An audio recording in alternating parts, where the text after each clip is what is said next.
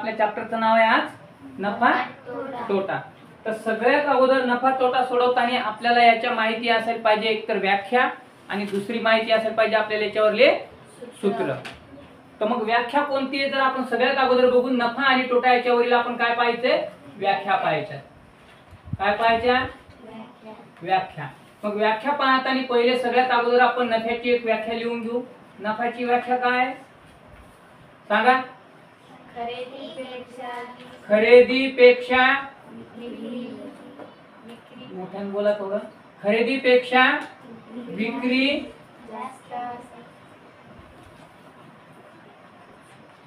खरेदीपेक्षा जेव्हा खरेदीपेक्षा विक्री जास्त होते तेव्हा नफा होतो। खरेदीपेक्षा जेव्हा विक्री जास्त होते तेव्हा नफा होतो। यश म्हणजे जर आपण काय आता जर आपण 1 रुपयाची वस्तू विकत घेतली आणि ती 3 रुपयाला विकली, म्हणजे आपली वस्तू किती रुपयाची होती, 1 रुपयाची होती आणि आपण ती विकली कितीला, 3 रुपयाला। म्हणजे आपल्याला याच्यावरती नफा कितीला झाला, नफा किती रुपये झाला, 2 रुपये। का, कारण आपला एक नफा 1 रुपया याच्यामध्ये आहे ना। म्हणजे आपण खरेदी केलेली 1 रुपयाची वस्तू जेव्हा 3 रुपयाला विकतो त्यावेळेस आपल्याला त्या 1 रुपयावर किती रुपये नफा झालेला असतो, 2 रुपये नफा झालेला असतो। त्याच पद्धतीने जर मग आपण याचं सूत्र बघितलं तर सूत्र काय तयार होईल, मग बघा 1 रुपयाची खरेदी केली आणि 3 रुपयाला विकली, म्हणजेच काय येईल आता, विक्री किंमत। काय येईल, विक्री किंमत।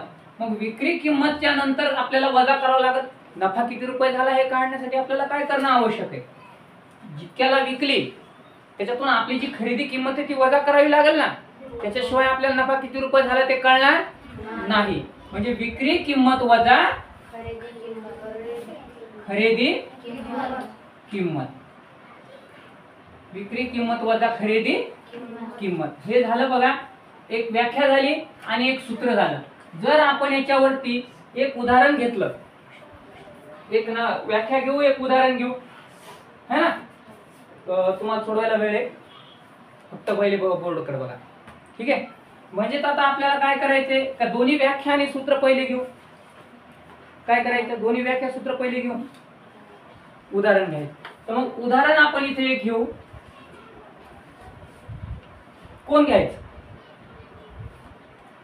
ठीक आहे। मयूरने एक लॅपटॉप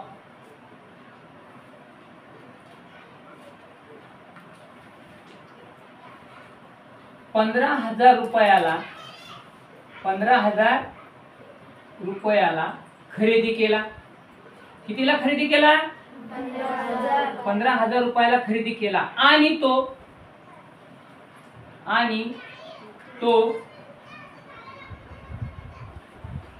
19,000 रुपयाला विकला। 19,000 रुपयास विकला तर त्याचा नफा किती, त्याचा म्हणजे कोणाचा, मयूरचा। त्याचा म्हणजे कोणाचा, मयूरचा। आता लॅपटॉप मयूरनं खरेदी केला आणि नफा रुद्रा कमवायला, हे बरोबर आहे का, नाही ना। म्हणजेच काय होईल, ज्यानं खरेदी केला त्यालाच नफा व्हायला पाहिजे की नाही। मग आता सगळ्यात अगोदर काय विचारलं आपल्याला, काय पाहिजे, त्याचा काय पाहिजे, मी उभं राहिल्यामुळे तुम्हाला दिसणार नाही, तिथे उभे, हा वया घ्या तुमच्याजवळ, असे असे असे, चला चला इकडून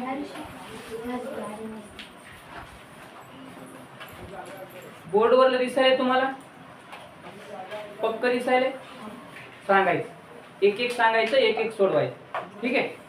बघा नफा कोणाला काढायचा आपल्याला, मयूरचा। कशावर नफा मिळवायचा आपल्याला, लॅपटॉपवर। म्हणजेच आता आपण सरळ सरळ जर समजलं नाही तर एक गोष्ट लक्षात ठेवा की 15,000 रुपये खरेदी आहे. किती आहे? 15,000 रुपये खरेदी. नसल समजलं तर तुम्ही इकडे किमती टाकून ठेवा. पहिले खरेदी लिहून ठेवायचं, त्याच्यातल्या किमती, याच्यातल्या किमती बाजूला काढून ठेवायच्या आधी नाही समजल्या तर. खरेदी कितीची होती? 15,000 रुपये. नंतर आपल्याला काय पाहिजे? विक्री. मग आता विक्री पहा कुठे? 19,000 रुपयाला विकला. विक्री किती आहे? 19,000 रुपयाला आहे. हा, मग आपल्याला शोधायचा आहे त्याचा नफा. कोणाचा? मयूरचा. मग आपल्याला काय करावं लागेल? सगळ्यात अगोदर नफ्याचं सूत्र टाकावं लागेल. म्हणजे नफ्याचं सूत्र टाकण्यासाठी सगळ्यात अगोदर हे माहित पाहिजे की व्याख्या काय. खरेदीपेक्षा जेव्हा विक्री जास्त होते तेव्हा काय होतो? नफा होतो. मग बघा बरं, खरेदी 15,000 आहे आणि विक्री 19,000 आहे. नफा होईल का नाही होईल? खरेदीपेक्षा विक्री मोठी आहे ना, मग काय होतो? नफा होतो. मग जर नफा आपल्याला काढायचं तर आपल्याला सूत्र दिलेले. काय दिलेले आहे सूत्र? विक्री सांगा. विक्री किंमत, विक्री किंमत वजा खरेदी किंमत. विक्री किंमत वजा खरेदी किंमत. आता इकडे बघा, आपण त्या दोन्ही किमती वरच्या आपण आधीच ऑलरेडी खाली लिहून घेतलेल्या आहेत समजण्यासाठी. ठीक आहे. मग आता विक्री किंमत किती होती? 19,000 आणि वजा खरेदी किंमत किती होती? 15,000. आता एक गोष्ट सांगा, 19 मधून 15 गेले. सरळ सरळ एक काम करा, शून्याचा विचार करू नका, सगळ्यात सोपं. मग 19 मधून 15 गेल्याच्या नंतर किती राहतात? 4. मग जर आपण इथे 4 लिहिले, मग आता ऑलरेडी शून्य तर शून्य लावावं लागतील की नाही? म्हणजेच आता मला सांगा, मयूरने एक लॅपटॉप 15,000 रुपयाला खरेदी केला आणि तो 19,000 रुपयाला विकला, तर त्याचा नफा किती होता? आपण टाकलं तर त्याचा नफा किती आला? 4,000 रुपये नफा आला. म्हणजे मयूरला काय होईल? 4,000 रुपये नफा मिळेल. ठीक आहे, कळलं? लिहून घ्या.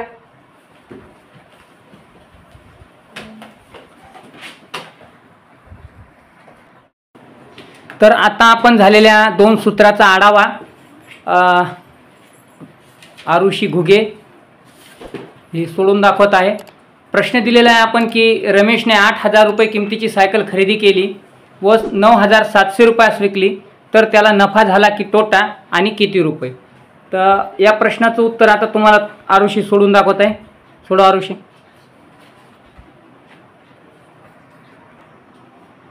हां, आपल्याला नफा झाला की तोटा काढायचा आहे. त्याच्यासाठी खरेदी किंमत किती?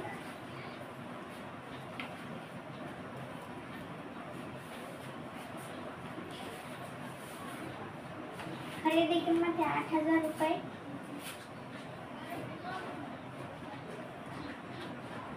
आणि विक्री किंमत आहे 9,700 रुपये.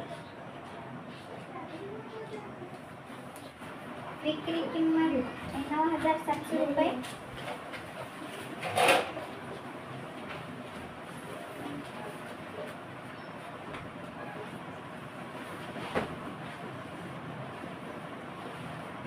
खरेदीपेक्षा विक्री जास्त आहे म्हणून नफा झाला.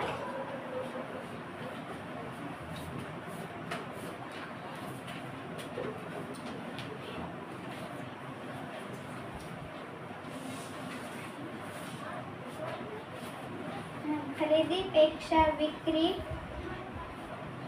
जास्त आहे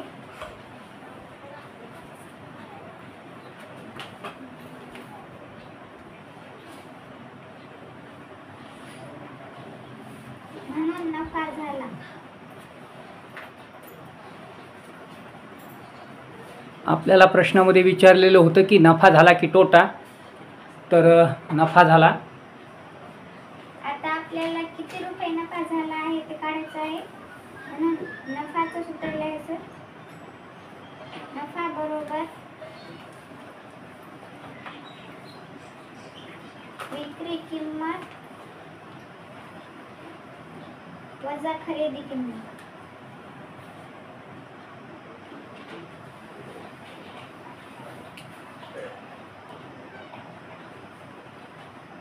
विक्री किंमत आहे 9,700 रुपये वजा खरेदी किंमत आहे 8,000 रुपये. 9,700 मधून 8,000 गेले 1700 रुपये राहिले. म्हणून ना रमेशला 1700 रुपये नफा झाला. तर नफा आणि तोटा यामधील तिसरा प्रकार आपल्यासमोर सोडून दाखवत आहे किरण घुगे. यशने एक शिलाई मशीन 3000 रुपयाला खरेदी केली व तिच्या दुरुस्तीवर 800 रुपये खर्च केले. त्याने ती मशीन 2700 रुपयाला विकली. तर त्याला नफा झाला की तोटा व किती? तर हा जो तिसरा प्रकार आहे, आता हे तुम्हाला सोडून दाखवत आहे किरण घुगे. सर्वात अगोदर आपल्याला खरेदी किती रुपयाला केली आहे? 3000 रुपयाला खरेदी किंमत.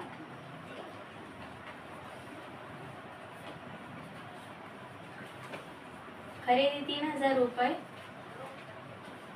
आणि तिच्यावर दुरुस्तीसाठी 800 रुपये खर्च केला आहे. आपल्याला 800 रुपये 3000 रुपयामध्ये प्लस करायला लागतील, कारण एकूण खरेदी म्हणजे शिलाई मशीन 3000 रुपयाला खरेदी केली आणि तिच्यावरच खर्च केला, म्हणून खरेदी किमतीत म्हणजे मिळवावी, खरेदी किमतीतच मिळवायला लागेल ना. म्हणून प्लस 800 बरोबर 3800. म्हणजे एकूण खरेदी किती आली आपली? 3800 रुपये. आणि ती शिलाई मशीन किती रुपयाला विकली? 2700 रुपयाला विकली. म्हणजे विक्री 2700 रुपयाला विकली.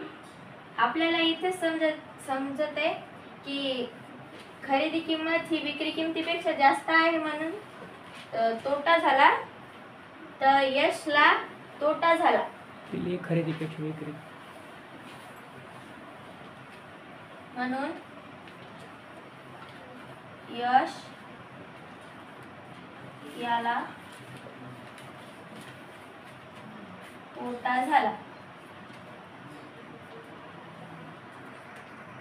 तोट्याचं सूत्र, तर आपल्याला तोट्याचं सूत्र काय आहे? तोटा बरोबर खरेदी किंमत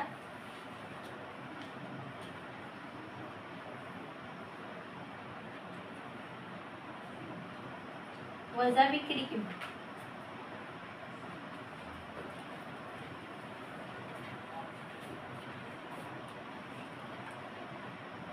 खरेदी किंमत काय आहे? 3800 रुपये, कारण आपण ती एकूण खरेदी काढलेली आहे. वजा विक्री किंमत काय आहे? 2700.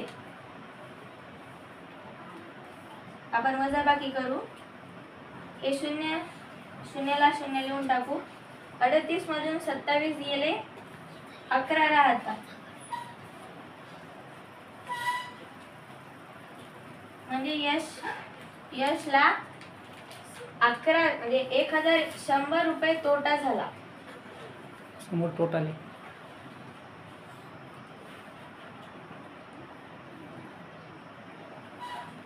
तर अशा प्रकारे किरणनं आपल्याला उदाहरण सोडून दाखवलेलं आहे आणि यशला याच्यामध्ये तोटा झालेला आहे, 1100 रुपये तोटा झालेला आहे.